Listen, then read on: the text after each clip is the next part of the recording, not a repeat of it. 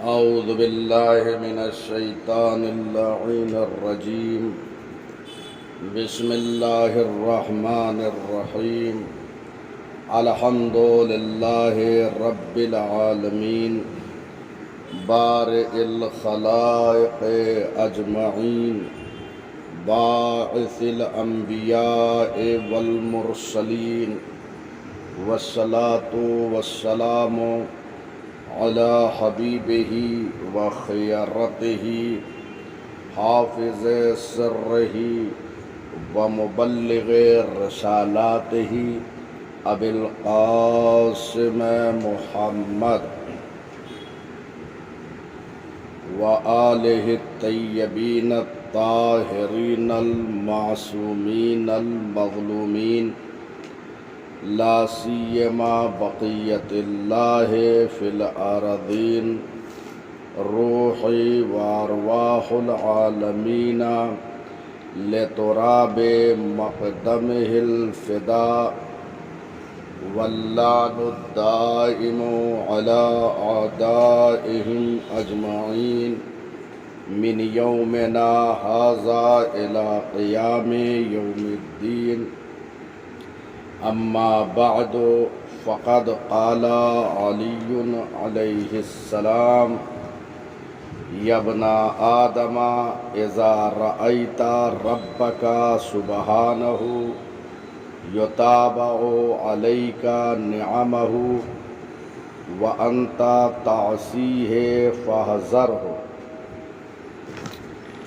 معزز اور محترم سامعین، آج یہ حدیث مبارک نہج البلاغہ کے تیسرے حصے سے ہم نے آپ کی خدمت میں پیش کیا ہے۔ حکمت نمبر 25 ہے۔ امام علی علیہ السلام ارشاد فرما رہے ہیں کہ اے فرزند آدم، جب تم دیکھو کہ تمہارا رب سبحانہ تمہیں مسلسل نعمتوں سے نواز رہا ہے، جبکہ تم اس کی نافرمانی کر رہے ہو، تو اس کے عذاب سے ڈرو۔ اس حکمت مبارک میں مولا الموحدین یعصوب الدین امیر المومنین حضرت علی ابن ابی طالب علیہ السلام نے فرزندان آدم کو اس بات کی طرف متوجہ فرمایا ہے کہ اگر اللہ تبارک و تعالی کسی کو مسلسل نعمتوں سے نواز رہا ہے، پے در پے نعمتیں دے رہا ہے، ایک کے بعد دوسری نعمتوں کو عطا کر رہا ہے، اور یہ شخص کہ جسے وہ مسلسل نعمتیں دے رہا ہے وہ اس کی نافرمانی کر رہا ہے، تو اسے اس بات پہ خوش نہیں ہونا چاہیے کہ جو یہ نعمتیں مسلسل آ رہی ہے وہ اس وجہ سے ہے کہ پروردگار ہم سے خوش ہے یا پروردگار ہم پر مہربان ہے، بلکہ انسان کو ایسے موقع پر اللہ کے عذاب سے ڈرنا چاہیے۔ کیوں؟ اس لیے کہ وہ نعمتیں مسلسل دے رہا ہے اور ادھر انسان اس کی نافرمانی پہ تلا ہوا ہے، تو ایسے موقع پر انسان پر عذاب الہی اسی دنیا میں آ جاتا ہے۔ آپ نے ملاحظہ فرمایا کہ یہاں پر امام نے اس بات کی طرف متوجہ فرما دیا کہ جب اللہ مسلسل نعمتیں دے رہا ہو اور انسان اس کی نافرمانی کر رہا ہو تو اسے عذاب الہی سے ڈرنا چاہیے، کیونکہ ایسے موقع پر عذاب الہی اسی دنیا میں انسان پر آ جاتا ہے۔ شارحین نہج البلاغہ نے گناہگاروں کی 3 قسمیں بیان کی ہیں، یعنی 3 قسم کے گنہگار انسان ہیں۔ ان 3 قسموں میں سے یہاں پر امیر المومنین نے ایک قسم کی طرف لوگوں کو متوجہ فرمایا کہ جس پر اسی دنیا میں عذاب آ جاتا ہے، ان 3 قسموں میں سے ایک قسم ہے۔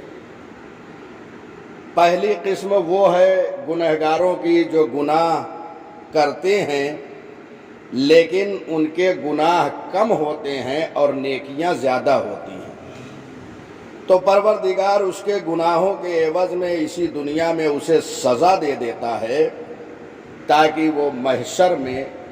گناہوں سے پاک اور صاف ہو کر اٹھایا جائے۔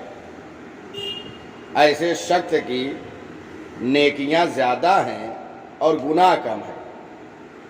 تو گناہوں کے عوض پروردگار اسے اس دنیا میں سزا دے دیتا ہے۔ اور دوسری قسم جو گنہگار افراد کی بیان کی گئی ہے وہ یہ ہے کہ گنہگار جو ہوتے ہیں ان کے گناہ جو ہے زیادہ ہوتے ہیں اور نیکیاں کم ہوتی ہیں، تو ایسے افراد کو پروردگار عالم اس دنیا میں توبہ اور استغفار کی طرف متوجہ فرماتا رہتا ہے۔ اگر ایسے افراد توبہ کر لیں اپنے گناہوں سے تو آخرت میں ان پر عذاب نہیں ہوگا، اور اگر توبہ کی طرف پروردگار متوجہ کرتا رہا اور اس کے بعد بھی انسان متوجہ نہ ہوا تو بہرحال آخرت میں اس پر عذاب ہوگا۔ یہ 2 قسم ہیں۔ تیسری قسم جس کی طرف امیر المومنین نے اس حکمت مبارک میں متوجہ فرمایا ہے وہ یہ ہے کہ انسان گناہ کر رہا ہو اور اس کے گناہ زیادہ ہوں اور گناہوں کے ساتھ ساتھ وہ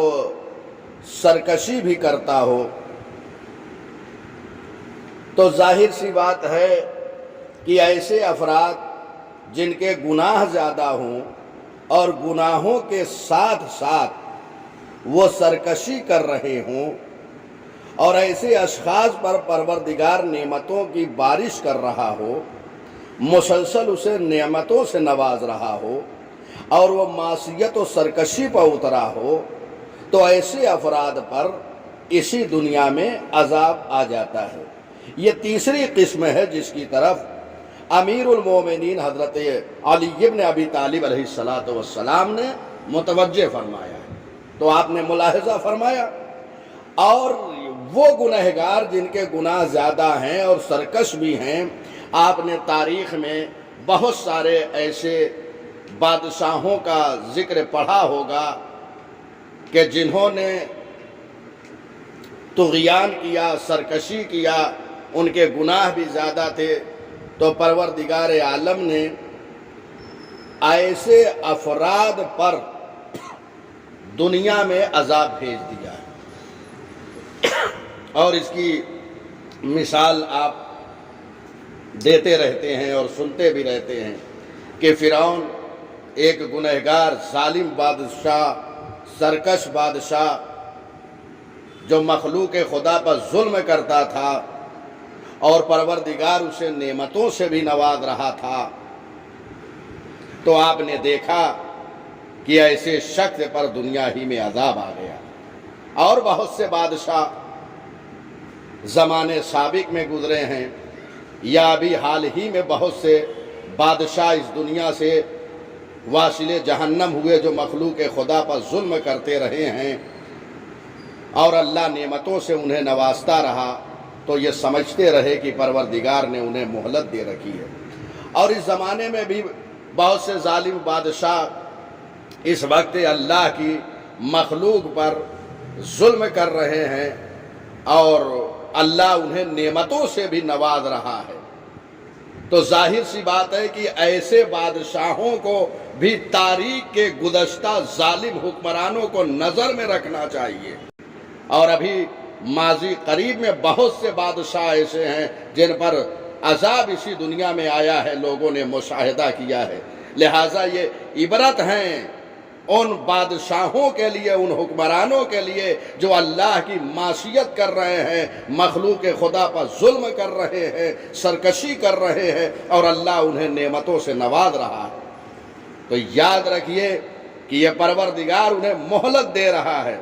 تاکہ ایسے افراد کے گناہ میں اور اضافہ ہو۔ تو یہاں پر بہرحال پروردگار انہیں ایسی سزا دیتا ہے کہ لوگوں کے لیے عبرت بن جاتے ہیں، لیکن لوگ عبرت حاصل نہیں کرتے۔ آج بہت سے ظالم بادشاہ ہیں، اگر یہ تاریخ گزشتہ بادشاہوں کی یا زمانے قریب میں جو بادشاہ گزرے ہیں یا بہت سے اسی دور کے بادشاہ جن پر عذاب آیا ہے لوگوں نے مشاہدہ کیا،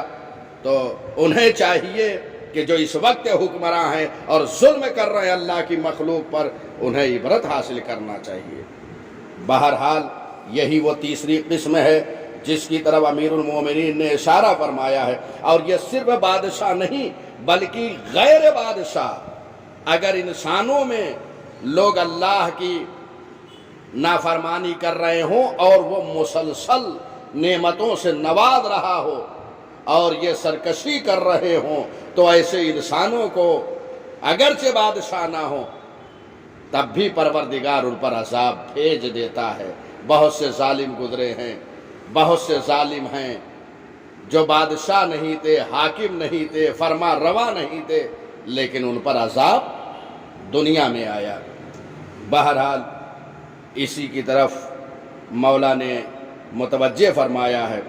یاد رہے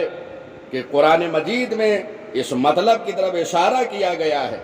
کہ پروردگار نعمتوں سے اگر نواز رہا ہو اور انسان شکران نعمت نہ کر کے کفران نعمت، یعنی مسلسل وہ نعمتیں دے رہا ہو اور یہ انسان سرکشی پہ اترا ہو اور اس کی نافرمانی کر رہا ہو، تو ظاہر سی بات ہے یہ نعمت الہی کے مقابل میں کفران نعمت ہے، اور کفران نعمت کرنے والوں پر عذاب الہی شدید ہے۔ چنانچہ پروردگار عالم نے سورہ مبارکہ ابراہیم میں یہ ارشاد فرمایا، لَإِن شَكَرْتُمْ لَأَزِيدَنَّكُمْ وَلَإِن كَفَرْتُمْ إِنَّ عَذَابِي لَشَدِيدٌ۔ اگر تم شکر گزاری کرو گے تو اور زیادہ کر دوں گا، اور اگر ناشکری کرو گے تو میرا عذاب بھی سخت ہے۔ ظاہر سی بات ہے عذاب الہی سخت ہے جو کفران نعمت کر رہے ہیں۔ پروردگار نعمتیں دے رہا ہے اور یہ معصیت کر کر کے، سرکشی کر کر کے جو ہے وہ اس کی جو ہے نافرمانی کر رہے ہیں اور اس کے نعمتوں کو جھٹلا رہے ہیں اور کفران نعمت کر رہے ہیں، تو ایسے افراد پر عذاب الہی دنیا میں آ جاتا ہے۔ اور اسی مطلب کی طرف جس کی طرف امیر کائنات نے لوگوں کو متوجہ فرمایا ہے، مصحف ناطق امام جعفر صادق علیہ السلام نے اپنے ایک حدیث مبارک میں لوگوں کو متوجہ کیا ہے۔ چنانچہ آپ ارشاد فرماتے ہیں، ان اللہ اذا اراد بعبد خیرا فاذنب ذنبا اتبعہ بنقمۃ وَإِذَا أَرَادَ بِعَبْدٍ شَرًّا فَأَذْنَبَ ذَنبًا أَتْبَعَهُ بِنِعْمَةٍ لِيَنْسِيَهُ الْإِسْتِغْفَارَ وَيَتَمَادِي بِهَا۔ اصول کافی میں یہ روایت موجود ہے۔ امام صادق علیہ السلام فرماتے ہیں، جب خدا کسی بندے سے اس کے اعمال خیر کی بنا پر نیکی کا ارادہ کرتا ہے تو وہ انسان گناہ انجام دیتا ہے تو اسے سزا دے دیتا ہے،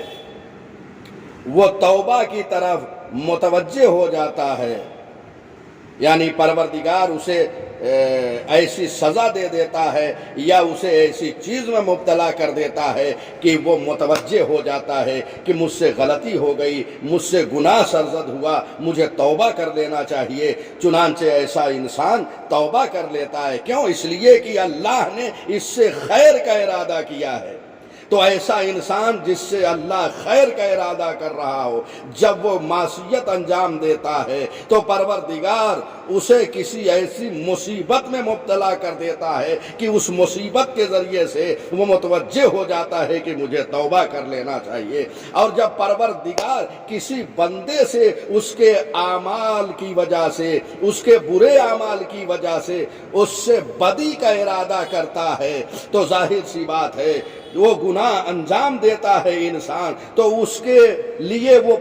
مسلسل نعمتوں کو جو ہے نازل کرتا رہتا ہے۔ کیوں؟ لِيَنْسِيَهُ الْاِسْتِغْفَارِ، تاکہ وہ استغفار کو بھول جائے، فراموش کر جائے اور مسلسل اسی عادت پہ وہ باقی رہے۔ تو ظاہر سی بات ہے، آپ نے ملاحظہ فرمایا یہاں دوسرے فقرے میں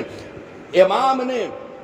اسی مطلب کی طرف اشارہ فرمایا ہے جدھر امیر المومنین نے لوگوں کو متوجہ فرمایا ہے۔ جب اللہ کسی بندے سے بدی کا ارادہ کرتا ہے، اس کے اعمال کی بنیاد پہ، اس کے برے اعمال، اس کے ایسے اعمال ہیں کہ پروردگار اس سے اب جو بدی کا ارادہ کرتا ہے تو وہ گناہ انجام دیتا ہے، تو گناہ ادھر وہ انجام دیتا ہے اور مسلسل وہ نعمتیں بھیجتا ہے، نعمتوں کو اس کے نافرمانی کی بنیاد پر روکتا نہیں ہے۔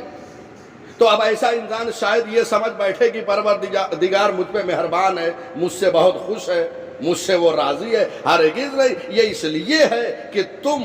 ایسے سرکش ہو گئے ہو، تمہارے اعمال ایسے ہو چکے ہیں، تمہاری سرکشی اور طغیانیت اس حد تک بڑھ چکی ہے کہ پروردگار تمہارے ذہن سے توبہ و استغفار کو محو کر دیا ہے، اور وہ چاہتا ہے کہ اب تم اسی عالم میں رہو اور اس کے بعد اسی دنیا میں وہ عذاب بھیج دیتا ہے۔ چنانچہ میں نے مثالوں کے ذریعے سے اور سابق حکمرانوں کی مثالیں دے کر اس مطلب کو واضح کر دیا۔ بہرحال امیر المومنین علی ابن ابی طالب علیہ السلام نے اسی مطلب کی طرف اشارہ فرمایا کہ اے ابن آدم، جب تم یہ دیکھو کہ تمہارا پروردگار مسلسل تمہیں نعمتوں سے نواز رہا ہے اور تم اس کی معصیت کر رہے ہو، اس کی نافرمانی کر رہے ہو، تو تمہیں اس کے عذاب سے ڈرنا چاہیے۔ بہرحال یہیں پہ گفتگو تمام کر رہے ہیں، وَإِلَّا سخنہائے گفتنی بہت ہیں۔ وآخر دعوانا ان الحمد للہ رب العالمین۔